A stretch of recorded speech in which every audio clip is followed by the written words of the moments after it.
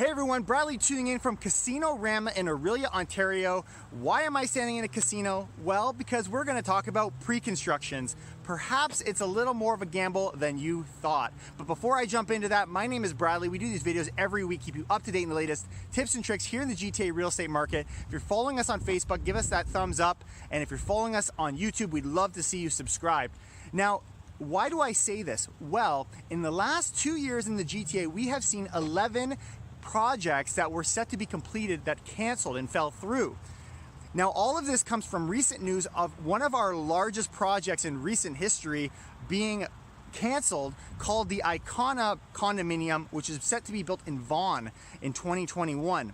Now, unfortunately, 1,100 buyers that had made purchases over the last year or two have all been told, you know what, sorry, hopefully they get their money back, which is a whole other issue, but they've been sitting. And now I want to get into the why. Why are developers pulling back? And at the same time, what are the risks, the impacts to these buyers? Because I think you're going to find that it is a little bit of a gamble. Let me know down in the comments below whether you find that these pre-constructions are a risky investment. The reason I'm turning behind me is you can see just how beautiful this casino is. We were here for a conference today on technology, and I'm excited to bring you more content sharing some of the amazing features that are going to become available to you guys as consumers in the following weeks. So what exactly is causing these builders to fall through on their promise? Well, I think they tend to associate it to a couple reasons. First off is zoning. They say, you know what, we're having the red tape, it's getting very difficult, but I think the bigger reason comes down to cost. Now, you don't need to go far to see just how difficult it is to pay for contractors. There's such a shortage, and at the same time, materials have been said to grow by 6 to 8% over the last few years, given trade wars and whatnot. So of course their expenses are going up. Now, their margins are a lot tighter than you may have thought. But what is the question as far as consumers? What are the real impact that we are seeing? And it really comes down to a few things. First off, hopefully you get your money back, the deposit. But the truth is they've sat on that money for the last couple years with nothing to show for it. And for anyone who's tracked the real estate market in the last couple years, you've seen some major fluctuations, including things like an interest rate hike, more difficulty in qualifying for a mortgage, and all of these things are compounding the issue. And in many cases, some of these first-time buyers are now no longer able to afford a home that they once thought.